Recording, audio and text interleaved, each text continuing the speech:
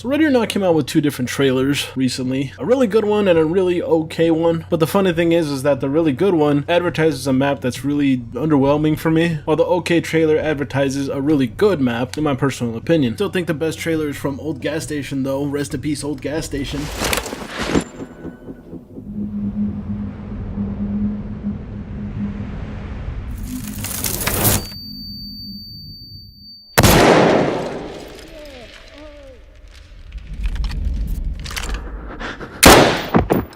What's up everybody, Drew right back at it again with another video. Today we're going to be talking about a update that just came out from Ready or Not. It's not necessarily a game update, it's more of a stuff that kind of goes on behind the scenes, as far as I can tell. I thought that this was an interesting update that I was going to look into. Although this is technically a newsletter, it's not your typical game update newsletter, it's more of a what they did to get the mechanics that they have now. So let's just go ahead and hop into it. The name of this update is called Police Advisor Introspective Briefing number 44, and it starts off by saying, "Attention officers, welcome to our 44th edition of our bi-weekly newsletter. This week we'll be sharing details from an interview with our police advisor, Dan. This newsletter will focus on Dan's background and how he came to work for Ready or Not, as well as some of his major contributions. We are very fortunate to have him on the team to make Ready or Not as realistic as possible. Police advisor background. Dan has spent 19 years total as a police officer, 15 years on SWAT, split between two different departments and teams. He currently works for a large 54 regional SWAT team, covering small suburban cities and towns in a large metropolitan area in the United States. Along with his duties in SWAT, Dan is an instructor in tactics and firearms at the police academy level. His knowledge and expertise has led him to publishing and reviewing articles in SWAT magazine. His inspiration for joining the police force originated due to him misreading a line from the play Our Town when in high school. The misread line, "Only one life in 1,000 is interesting," and recent media focused on the Columbine shooting inspired Dan to make a difference with his life. Dan has been playing SWAT and tactical games since he was a kid, reciting some of the classic favorites like Rainbow Six and Medal of Honor. Outside of video games, Dan describes himself as a historian of SWAT, specifically its early history and tactics.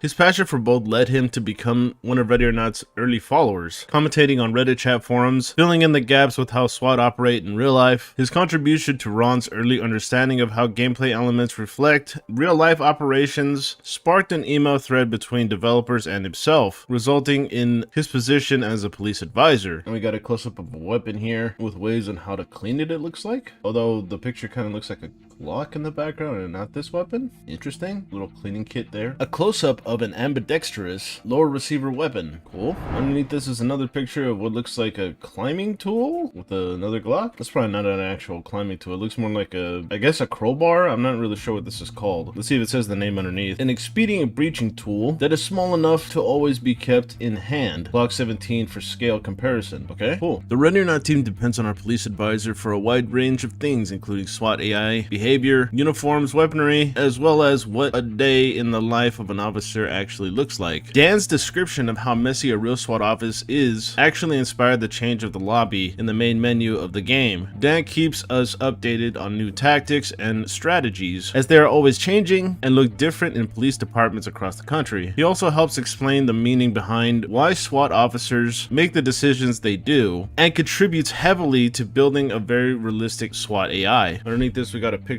of what looks like the belt that holds all the mags on your belt, I guess. If somebody can tell me what all this stuff is in the comments, you are a freaking amazing person, because I'm not entirely sure what all of this is. I know this is just a couple of mags here, the pistol mags, the M4 mag it looks like. I think that's the holster right there, right? It's the bag where you put your mags when you're done with them, I think, which kind of sucks because they don't have that bag anymore, I don't think, on the newer models. And I'm not sure what this is. This kind of looks like a medical bag, I'm not too sure. But underneath this it says the gun belt setup of a SWAT officer. Yeah, I thought so, it was a gun belt. And another picture here of the body armor. Looks like the heavy body armor that's in the game. This is cool. Underneath this it says a kit worn by an explosive breacher for a training event. Okay, cool. We got another picture. This kind of looks like the backpack that's kind of on your back. I mean, it kind of looks like it. I'm not too sure. I don't know what this is. What the hell? It's like medical stuff, I guess. Underneath this it says one of the many strip charges used as an explosive for various types of services waiting to be breached. Oh, okay, so this is explosives. I guess. Cool, but moving on here. When asked what his favorite part about working with Ready or Not was, Dan stated he loves working with the team and contributing to the game that depicts real horrible events in a respectful way. He enjoys the setup of Los Sunes, stating it is realistic but original and fun to explore. In the future, Dan and the team hope to work together on improving the dynamic nature of SWAT AI. They hope to diversify the decision-making of each individual SWAT AI depending on their skill, level, and talent. It is truly a privilege to work with someone who has as much passion as the Ready or Not team in creating realistic SWAT-based video games. Underneath this is two different types of SWAT vehicles. This one looks more armored in the background than this one does. I think this is the one that's in the game though. I don't know, it looks slightly different. That's cool. Underneath this it says, a SWAT armored vehicle designed to withstand substantial fire from any angle. Cool, cool, cool. Another picture that's underneath this looks like officers doing room and clearing tactics, if I had to guess. This looks pretty cool, but underneath this it says, officers practicing at a large multi-agency training even at a hospital. This kind of reminds me of the hospital of Breaking Bad a little.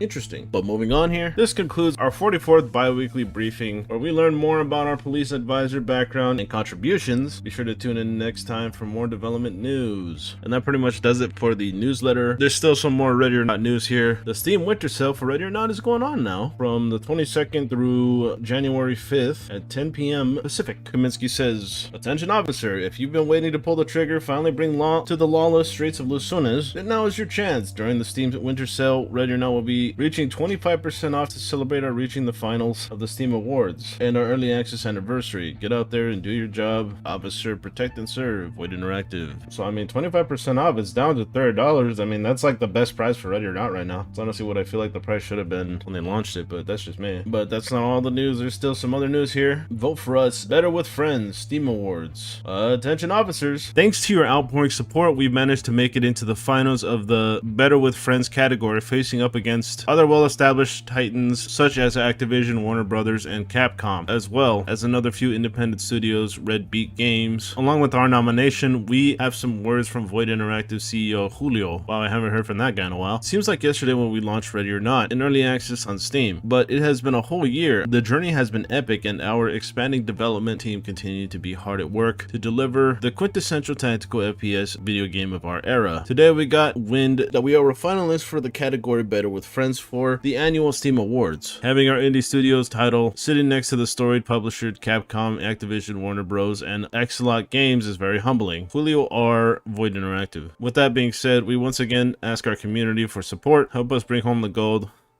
You know what? I didn't vote last time, and that's because the update didn't come out, but since it did come out after this, I think I might just hit them up and be like, yo, you know what? I guess they deserve this one. I have a link to this in my description if you want to go vote for them. But that's pretty much it when it comes to your Ready or Not news. There are some mini dev vlogs, but I don't think there's really enough to make like a full video on. I might just make some shorts on them, but they're not even really worth the kind of shorts, not gonna lie. But yeah, that's pretty much it when it comes to Ready or Not news. What are your guys' thoughts on seeing the behind the scenes version? Let me know what you think down below, because I'm gonna get the hell up out of here. If you enjoy the fact that I cover games like Ready or Not, then be sure to like the video, share the video, comment down below. If you're someone that's new to the channel, be sure to subscribe and ding that bell so that you can get more content on Ready or Not or any other game that I decide to cover. With that all being said, I want to thank everybody for coming out to watch, and just, you know, see you in the next one. Bye-bye.